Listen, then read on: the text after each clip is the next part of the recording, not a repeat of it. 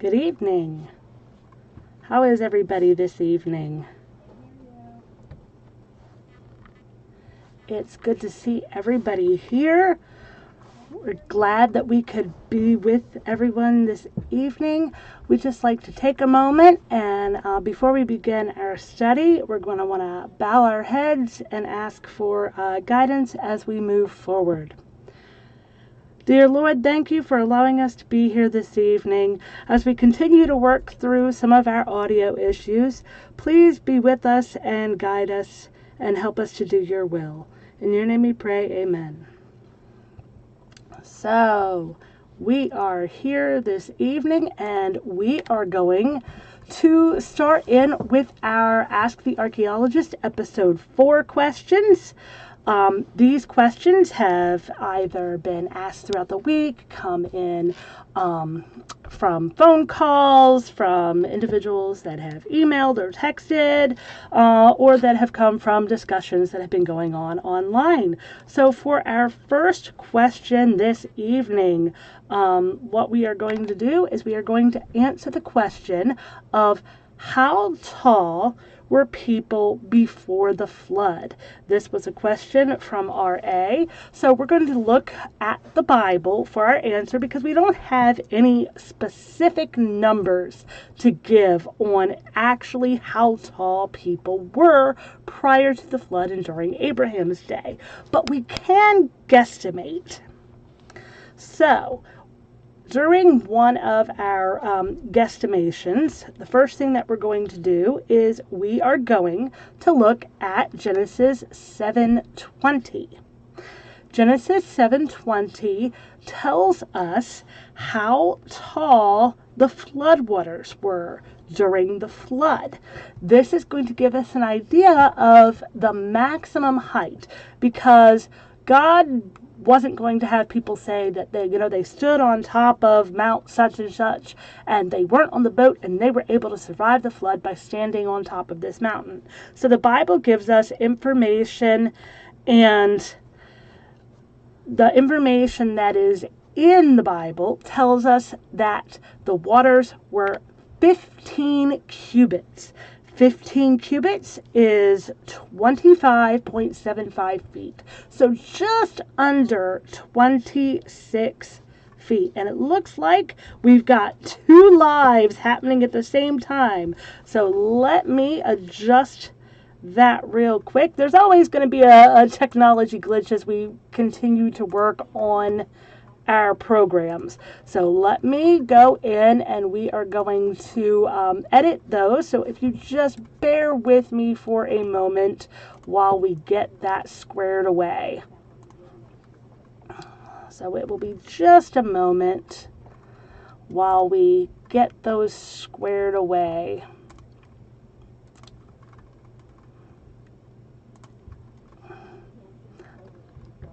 Technology is always fun. So let me go to our content here.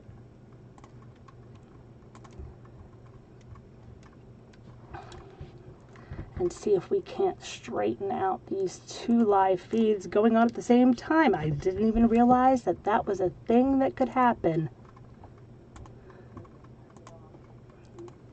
So let's go back and we'll see if we can straighten that out.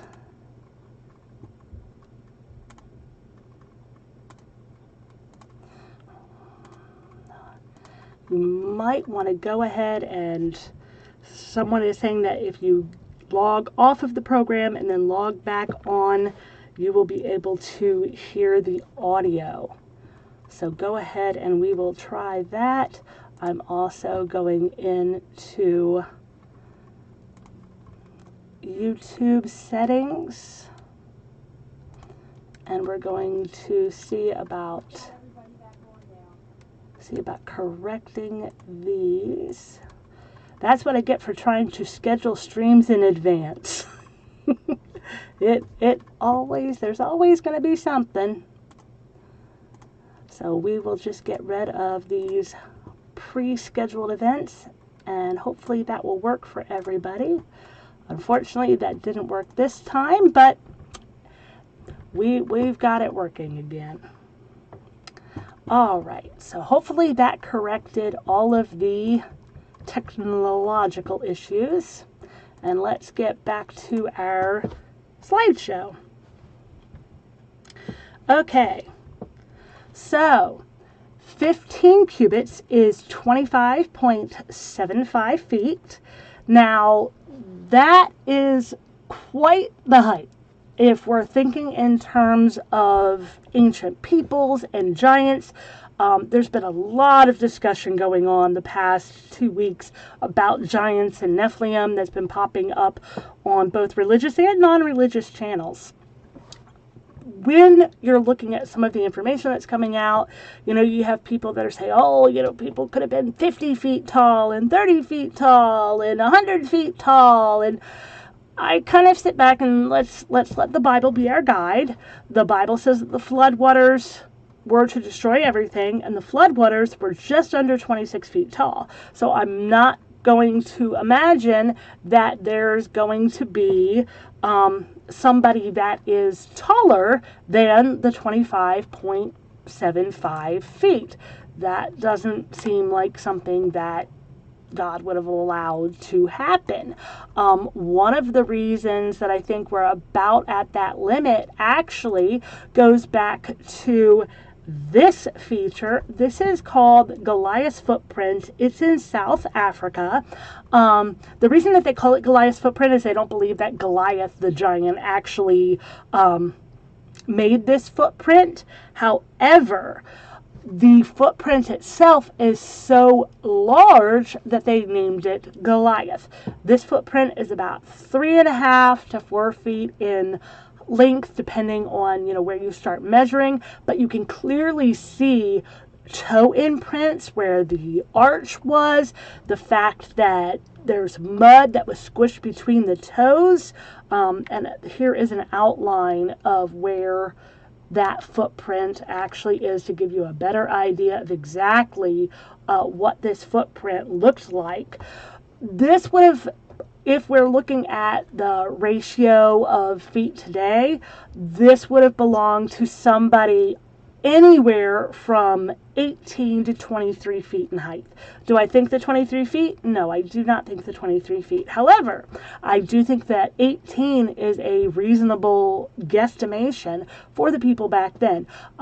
You'll notice that this footprint is almost vertical at this point in history, but as the years have worn on, the ground features in this area have been pushed upwards. So this was originally at a slant. This is made out of a very hard rock, and the only time that somebody could have made this footprint is either if the area had been superheated and the rocks were near a liquid melting state, or if the rocks had been absolutely saturated in water, which would have occurred during the flood. So this would have been a footprint that I believe would have been placed either during the flood event itself or sometime reasonably soon afterwards.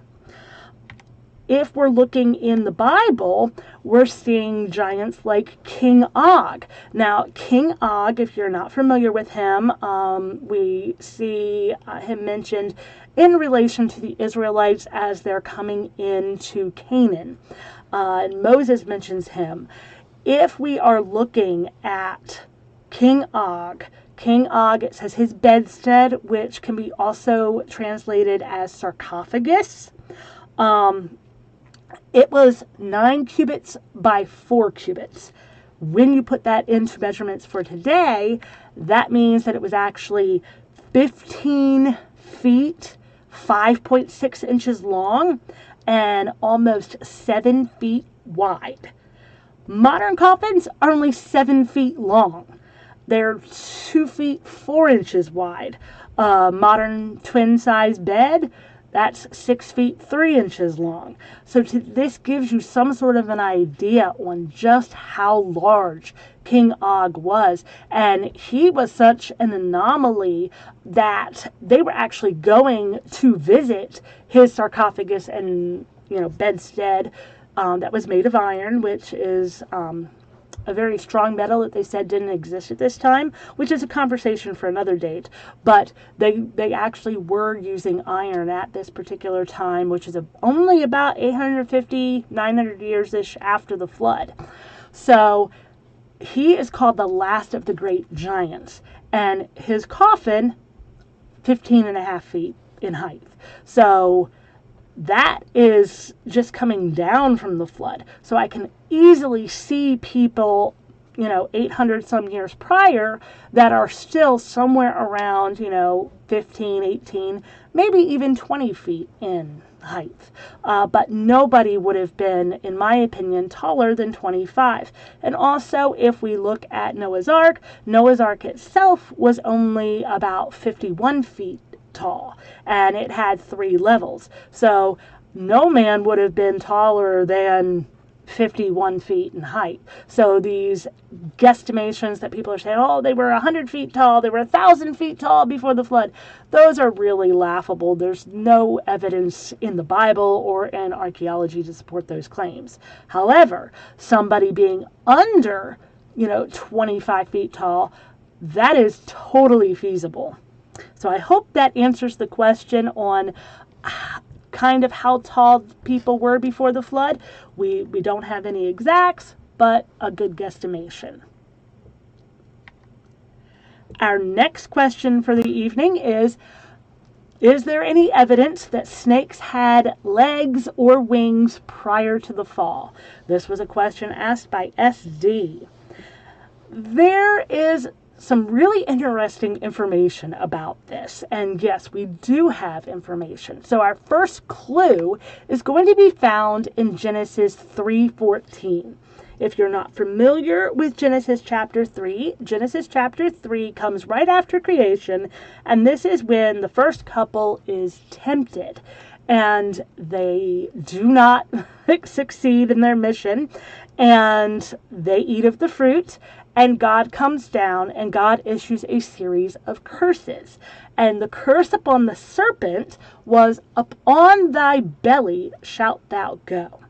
Now, why would his curse be to crawl on the ground if that's already his method of travel? That doesn't seem like a very good curse. However, if this creature had legs and wings, it seems like a pretty good curse where he could walk or fly anywhere he wanted to go, and now he is limited to the types of places that he actually can go. Japheth, you've heard me mention him before.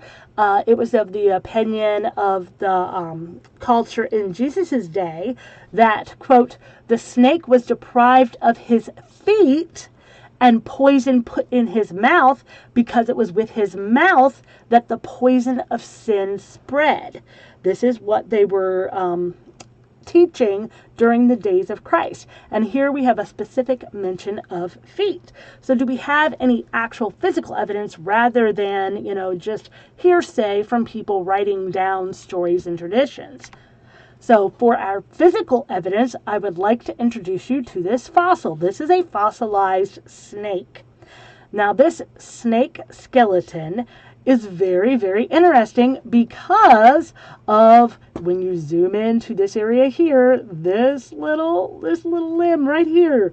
What does that look like? Right there. It is 2 little feet. Now, this was in an article, Why Snakes Didn't Have Legs, from National Geographic. They call these tiny little palms with long types of fingers.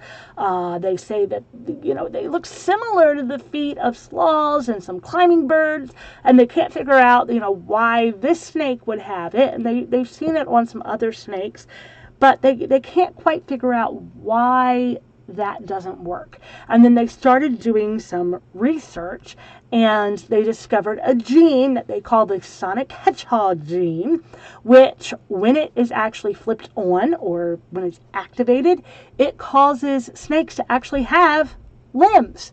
And we still see this today, where the gene will get partially activated, and there'll actually be little stubs on the snake's body where a limb is trying to grow, but it will never actually succeed in growing. So part of the curse can actually still be seen today in the genetics of the snake. God has allowed that switch to still be seen. He didn't take it away. He didn't change the actual snake. All he did is simply flipped a switch, and no more legs and wings for you. Now, this is all feet, so what about the wing portion? Well, that is where we can go to the Gray Fossil Site. This is near Johnson City, Tennessee, and they have some snake fossils there. But these snake fossils are very unique because of the way that their projections on their vertebrae are. Those projections are for muscle attachments that are on the back of the snake, and these muscle attachments are super large compared to modern snakes. And like, why would this snake need these muscle projections to be so large? There's literally no reason why, unless you're looking at it from a biblical perspective. Those large muscle attachments would have been for the wings of the snake. It would need extremely large muscles to be able to hold itself up and have its wings actually properly function. So we have fossil evidence of both wings and feet in snakes. So that's quite an interesting question, and I'm glad it was asked. Question number 3. Why does the Bible say not to boil a goat in its mother's milk? This is a question that came in from CT.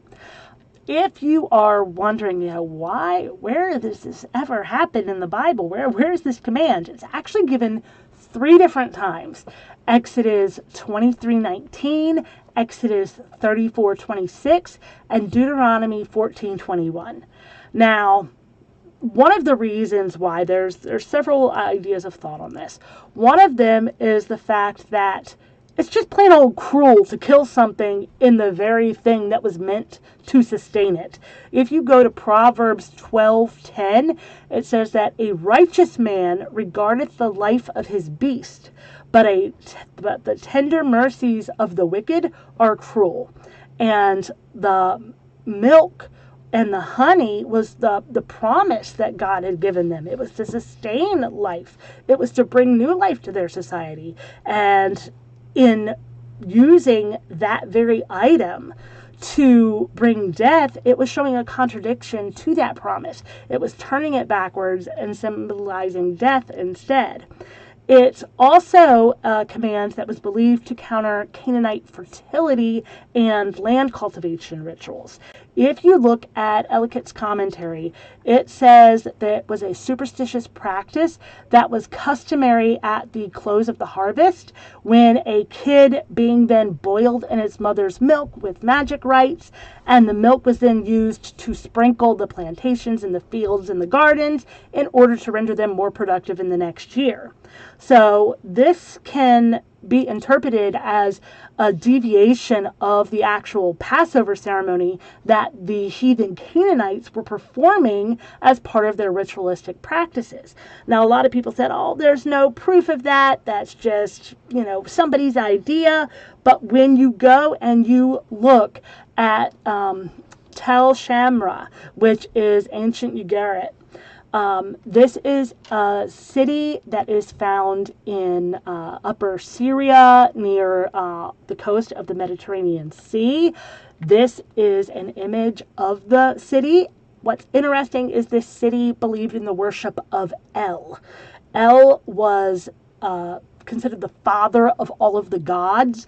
In some places, he's considered the father of Baal. In other places, he's like an enemy of Baal, so it's not quite clear. Some of the mythologies kind of get warped. But El was the husband of Ashtoreth, who was the goddess of love and fertility and war. She's also listed in some of the historic records by the name of Ishtar, whom we know that the Babylonians worshipped, and Aphrodite, and Athena. So we're seeing these gods pop back up under a variety of other names.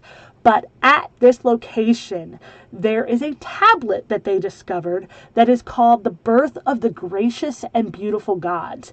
And in this tablet, while they're looking at it, this tablet is called K2U 1.23. And of particular note in this little tablet of their rituals that they're performing for their fertility rites and during their harvest season, if you look at line 14, it actually mentions cook a kid in milk. So we actually do have archaeological evidence that supports the theory that has been going around in the religious circles for a number of years, that this was a specific statement that was made so that the Israelites wouldn't even look at all like they were copying some of the pagan rituals. So I hope that answers your question on that one, CT. For our next question, we have, was Eve created after creation week? So, if you are unfamiliar with creation week, let me introduce you to a timeline. This is a timeline of creation week. Day 1, we have light. Day 2, it's water and air. Day 3, land and vegetation, then the solar system, fish and birds, and land creatures and man.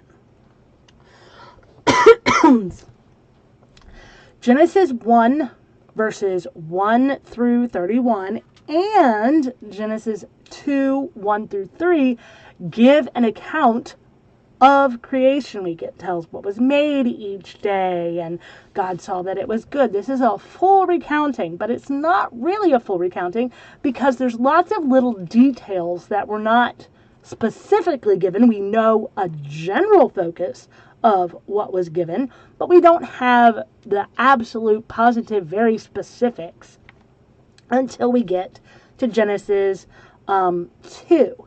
Genesis 2 will actually start telling us about some more of the detailed specifics. And Genesis 2, 5 through 6 is actually mimicking Genesis 1, 9 through 13 by providing more specific details about day 3, which was the land and the vegetation. And verses, if you go to Genesis 2, 8 through 14, this is also giving a more in-depth recounting of what was going on during day 3. If you go to Genesis 2, verse 7, and Genesis 2, 15 through 25, all of these are just giving more detailed information about day 6, from the creation of the animals to the creation of man and Adam naming them and Eve, and it's giving us all of this additional information, kind of like unpacking what was going on during day 6. And apparently there is some debate about whether or not Eve was created during day 6 alongside Adam, or if she was created much later, and that's why she is not mentioned by name until later in the story. There are some mythology saying that, she wasn't even the first woman, that it was a woman named Lilith. That has no biblical precedent whatsoever. We're pretty much told it was the man and the woman, and that was his mate. So how do we prove that man and woman were created the same day? This is where we are actually going to go to Genesis 1, 27 to 28, and Genesis 5, 2. So Adam himself isn't even named until Genesis 2:19. Eve isn't called by name until Genesis 3, verse 20. But if we're looking at Genesis 1, 27 to 28, it says, "So God created man in his own image. In the image of God created he him. Male and female created he them. And God blessed them and said unto them, Be fruitful and multiply, and replenish the earth, and subdue it, and have dominion over the fish of the sea, and over the fowl of the air, and over every living thing that moveth upon the earth. And then if you go to Genesis 5:2, it says, And he called their name Adam, in the day that they were created. So Genesis 1:27 and 28 gives the command to be fruitful and multiply. But you can't multiply if you don't have a mate. And when you are looking at Genesis 5:2, it is very clear that Adam and Eve were made on the very same day. If we go back and we look at the word that is used for Adam, both in Genesis 1:27 and 2:19 and 3:20, it's actually the same Hebrew word. If you look at Strong's Concordance, numbers 120 and 121, it's the exact same word that is used for human, mankind, ruddy, and a proper name. So originally, all of humankind was called Adam. It wasn't given as a proper name until around the time of the fall, when the Bible translators are actually using it as a proper name to identify specifically this individual. And then later on in chapter 3, Eve is specifically named. That doesn't mean that they didn't have names before this. It's just a general use of the word Adam, meaning humankind. So if you go back and you look at Genesis 1, it literally translates as God made humankind on day 6. All right, question number 5. Did Noah have other sons besides Shem, Ham, and Japheth? This is coming from Vin S. So Noah and his sons. If we go to Genesis chapter 10 or chapter 6 verse 10, we read Noah begat 3 sons, Shem, Ham, and Japheth. If you go to Genesis 7 verses 1 and verses 7, it says Noah went in, his sons, his wives, and his sons' wives into the ark because of the flood waters. Genesis 9:18 through 19 says that the sons of Noah that went forth of the ark were Shem, Ham, and Japheth. So chapter 9 tells you that the sons that went in verse 7 were Shem, Ham, and Japheth. It doesn't list any others. And then it continues and it says that these 3 sons of Noah, and of them was the whole earth overspread, which means that they are the ones that repopulated the entire earth.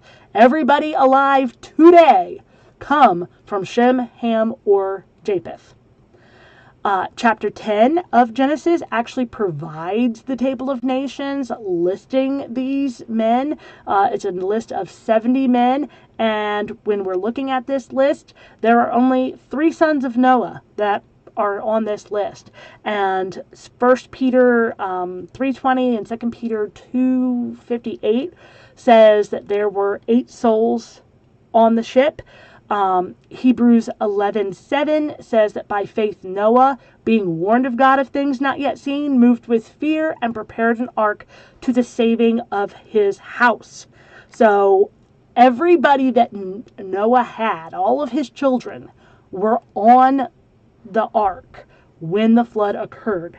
And then after the flood occurred, which we're looking at Genesis 9 and Genesis 10, this is the list that we are seeing, and we can go through this list and we can trace where everybody throughout the entire world can trace their lineage back to these individuals. Some records may have been lost along the way.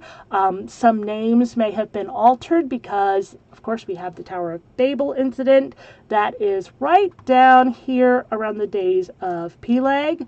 And these individuals then began spreading across the globe.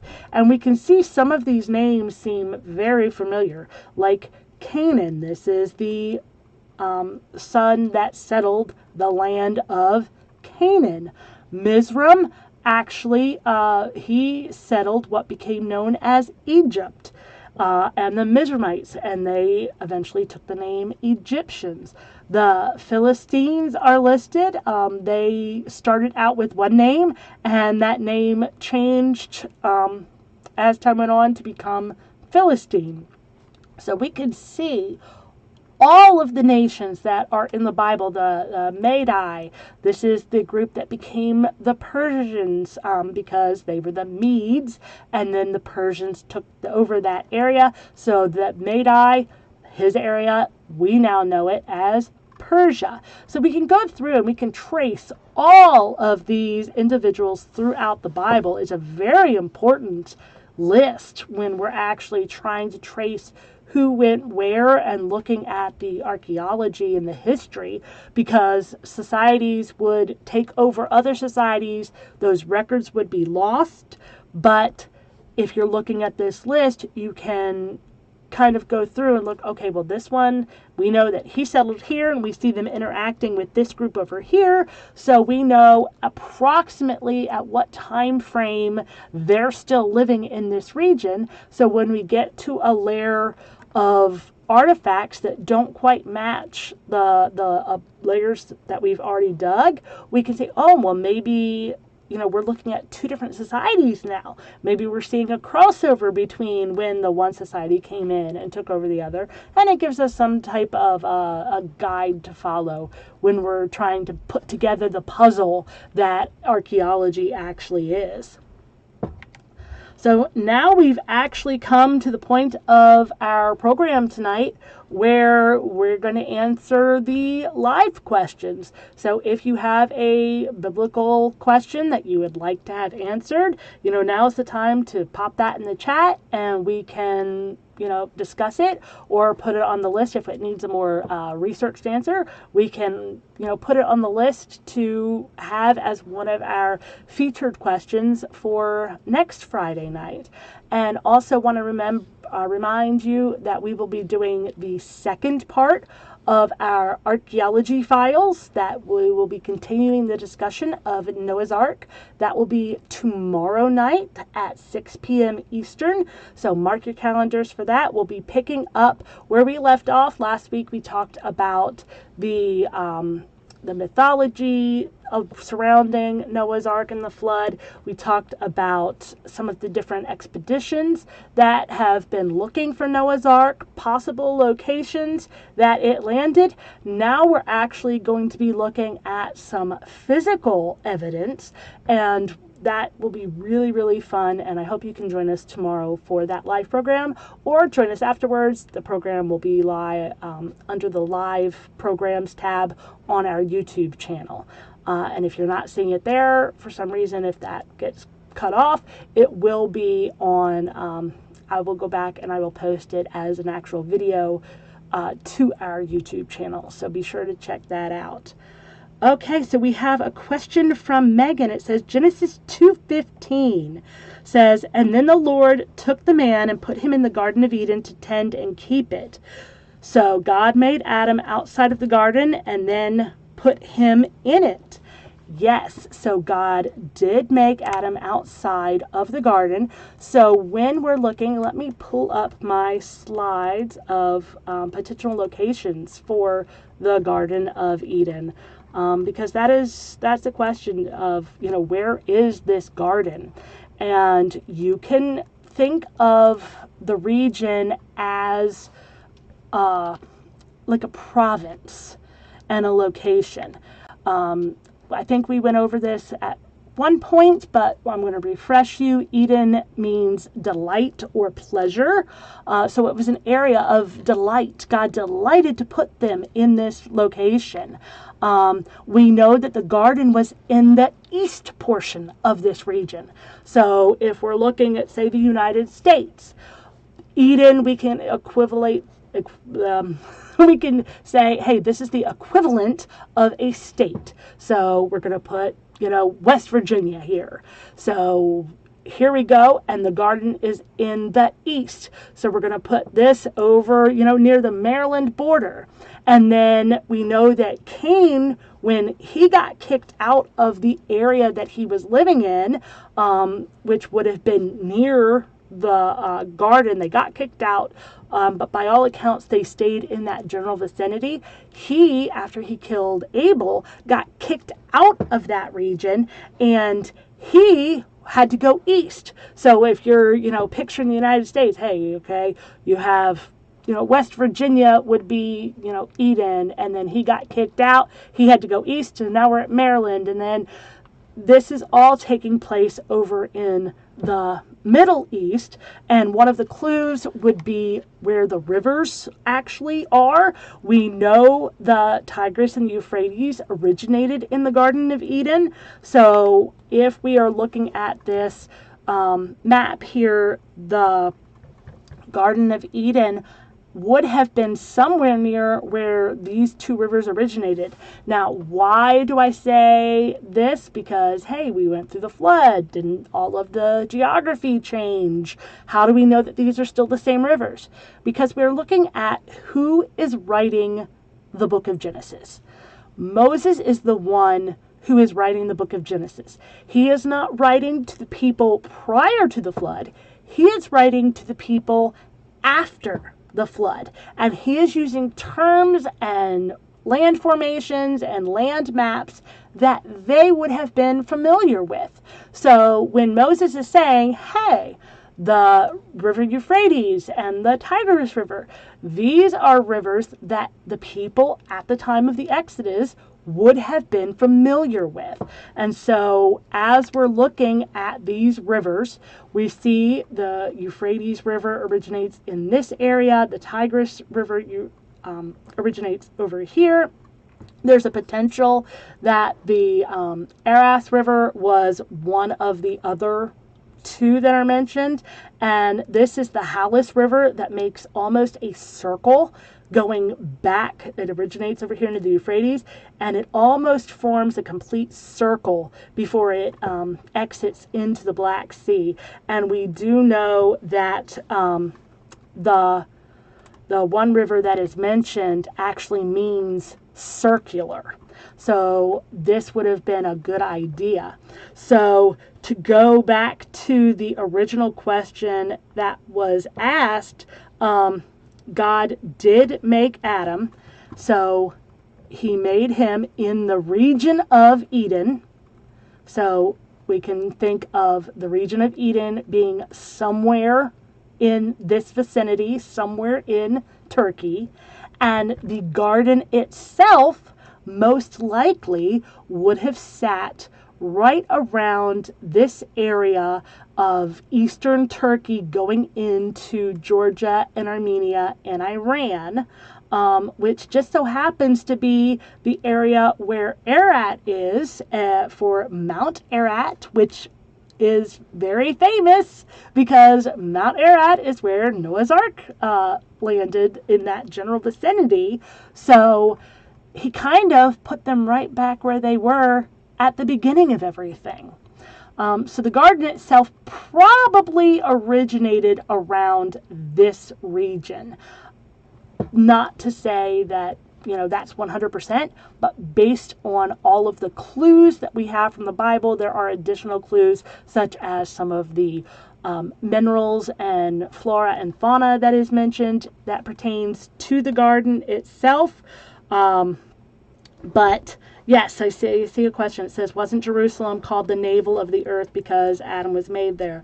That is one of the ideas that came from some of the Jewish traditions, and there is a verse in the Bible that calls Jerusalem the navel. And let me see if I can actually find it. When you translate the verse, it's actually, I'm sorry, I thought it was in Jeremiah, it's in Ezekiel, and it's Ezekiel 5:5, and Ezekiel 38:12, where it says that Jerusalem is in the midst of nations, or is the middle of nations, and that it's the midst of the land, which, if you look up those words, it can also translate as navel. Now, why would we call it a navel?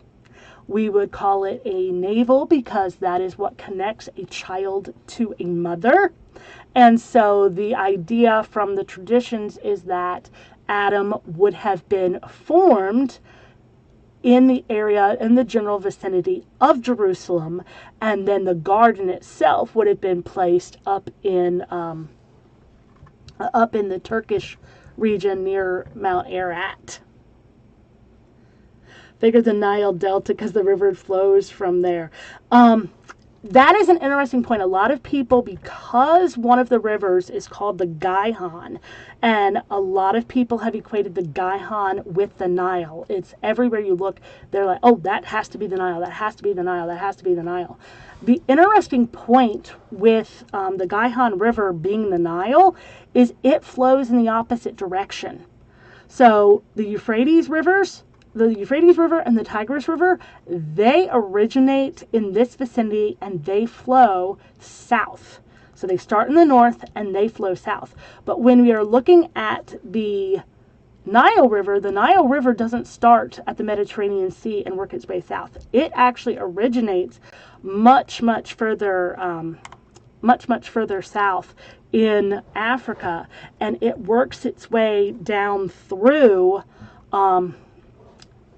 Egypt into the Mediterranean Sea. So it is at the exact opposite. Its origins are the exact opposite from where the Tigris and the Euphrates rivers are, which means that it is actually most likely not associated with that, because it would mean that the Garden of Eden would have been thousands and thousands and thousands of miles long, if not wide, and these rivers actually do not meet at all in any way, shape, or form. There have been some theories and discussions that maybe, the Nile, used to pre-flood work its way all the way around and kind of circle back around and end up somewhere up in Iran or Armenia. There's no evidence of that, and if it had been the Nile River, remember, Moses is the one writing about this. Why wouldn't have Moses actually called it the Nile River? Instead, he calls it the Gihon River, instead of actually giving it its official name that they would have been extremely familiar with. So that's one thing that leads me to believe that that is a misidentification. And that's something that we do have to watch for, is when we're looking at archaeology and history, we have to decipher what is tradition and what we can actually back by scripture and the evidence that we're looking at. So we should always question everything. Okay, we have the list of rivers. We'll look at our note in our Bible, and we don't know who's translated this note or how it ended up there, and they'll just say, oh, this is this river, and people don't think about it, and they just move on. And we really actually need to study it. Study to show thyself approved. So we do need to study more. But it is of my opinion that the Nile has been misidentified as the Gihon, simply because it is flowing from the opposite directions of where the Garden of Eden is. So there's that comment. Thank you, Sheila, for your input on that one. You two heaven soon for Jerusalem. So let's go back. I think I missed a couple of questions in here while we were talking about, the Garden of Eden and Adam actually being put there. So Eden would have been, over this region, and then the land where Cain got kicked out of would have been the land of Nod, which would have been further in this direction. And we also have to note that prior to the flood, all of the waters of the world were in one place according to the Bible. So all the waters were gathered under one place. There may have been smaller lakes dispersed throughout the world, but there was not, these multiple oceans and tremendous, inland seas that take up entire continents almost. So now we're getting into how do we know that Ham was the youngest son of Noah, and why is Japheth listed last if he is the oldest? Okay, Japheth being listed last if he is the eldest, and then Ham being the youngest. So let me bring up my slides. I do have some slides that particularly pertain to this question exactly, because I do get asked this question rather frequently.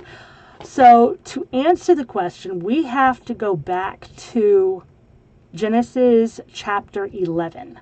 So we're going to go to Genesis chapter 11, and we're not actually going to be looking at Noah's sons at first. We're going to look at Terah's sons. So in Genesis 11:28, we are told the names of Terah's 3 sons. Terah's sons are Abram, Nahor, and Haran. But then Moses makes this little aside note, and he says, and Haran died before his father Terah. That is very important, because it means that Haran was actually the eldest. And we know this because if you go back and it says that Terah had his child, or started having these children when he was 70 years old, and Terah died at 205. And then when he died, Abraham is only 75 years old. And if you take 205 and you subtract the 75, that means that Terah was 130 years old when Abraham was born. So who is the son that was born when Terah is 70 years old? It has to be one of 2 sons. It has to either be Nahor or it has to be Haran. Well, Abraham got the birthright, and we don't see where it specifically says that Abraham was the youngest son. So if we're looking at other children, we see the elusive 8th son of Jesse, which in some lists Jesse has 8 sons, and in other lists he only has 7. We know that David was the last son. If a son died before his father in a great many of the records, if that son had no children, he is completely off of the genealogical records. They didn't even bother to list him. However, if he had a son, if he had progeny, then he would be listed. The question is, how would he be listed? If the son died before the father, then he would be moved to the end of the line, and the line would shift up. So Haran, Abraham, and Nahor. Haran dies. Abraham then takes the place of Haran. Nahor takes the second place that was previously held by Abram. Haran is listed last. Noah, we know, 600 years old when the flood comes in Genesis 7:11. In Genesis 11:10, it's 2 years after the flood. That makes Noah 602. At the same time that Noah is 602, Shem is 100 years old. So if Noah is 602 when Shem is 100, that means that Noah's age at Shem's birth was 502. Now this is where the whole idea with Terah's sons comes into play. We go back to Genesis 5:32. It says that Noah was 500 years old, but here we have a set of 3 sons, with the son that is most famous, Shem, being born at a different year than what is recorded in the genealogical records. When they had these multiple groups of sons, they would choose, the son that would get the birthright would typically, you see him first if he outlived his father. But in the case of Shem, Ham, and Japheth, there's a catch. Because we have Shem, Ham, and Japheth, for Ham, if we look in Genesis 10:24, this is the same word that is used to describe the younger son. Noah woke from his wine and knew what his younger son, had done to him. But it doesn't just mean younger son. It literally means the littlest one, the absolute youngest one. We see this same word used to describe Jacob, Benjamin, and David. This means that Ham was the youngest. So knowing what we do about Terah's sons, Abraham, Nahor, and Haran, if we apply that same logic, and we know that Ham is not the youngest, that means that somebody died before Noah did, and we can infer that that would be Japheth. So that would mean that, okay, now we have Shem, Japheth, Ham, because we know that Ham's the youngest. Japheth died before Noah did, apparently, because he is listed last. So we now are looking at it this way, but is that the correct interpretation of the birth order? Ham's the youngest. Then we've got between Shem and Japheth. If Shem is the one that was born when Noah was 502, and we know that Shem is not the youngest son because it has to be Ham, then who is the son that was born when Noah was 500 years old? That only leaves one, and that would be Japheth. If you go to Genesis 10, verses 21, it literally says, Japheth the elder. And his descendants are listed before those of Ham in Genesis 10. It starts out, it lists Japheth's first, and then Ham's, which would have been the appropriate way to list the descendants if they were following along the lists of all of the other chronologies that we have for all of the other sons going all the way through beyond the wilderness wanderings. So this means that Japheth would have been the son born when Noah was 500. Shem is the son that is born when Noah is 502, and we have no idea how old Noah is when Ham is born, but Ham is the youngest son. He went through the flood. He had a wife that he took on board the ark with him, so we don't know. He was somewhere younger than 98 years old, but we have no idea how old he actually was. But we also know that Noah lived 350 years after the flood. So if Noah only lived 350 years after the flood, that means that Japheth died within 350 years after the flood, which Shem lived 500 years after the flood. And we don't know how old, Ham was when he died, but Japheth appears to have died very prematurely. We don't know why. There are traditions that give us the idea of why he might have been killed, according to some of these traditions, by some of the descendants of Ham, because he would not participate in their evilness.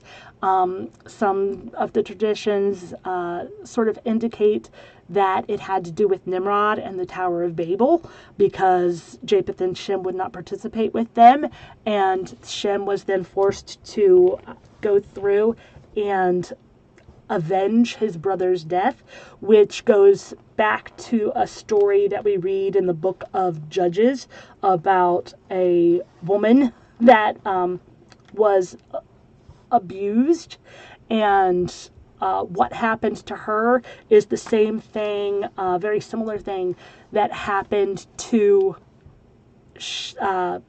Ham's descendants when Shem went back through to send a message to the world saying that we will not participate and you cannot force us to, and anybody that does, this is what will happen to them. So it's a similar type message. The reason that the tribe of Benjamin almost got wiped out because they did not answer the call. So some of the Jewish traditions say that they actually got that idea from the actions that Shem took after Japheth's death, to let the world know that they would not be participating in this evilness. Now, is that anywhere in the Bible? No, the only thing that we have is the story from the book of Judges. But what we do know from the Bible is that Japheth is the only one that is remaining at the end of the list of sons. Yet he's the only one that can be the son born as the eldest son of Noah. So I hope that answers your question on that. Any questions that you have throughout the week, send them YouTube, Twitter, Facebook, email, go to our website. We have the form to fill out there.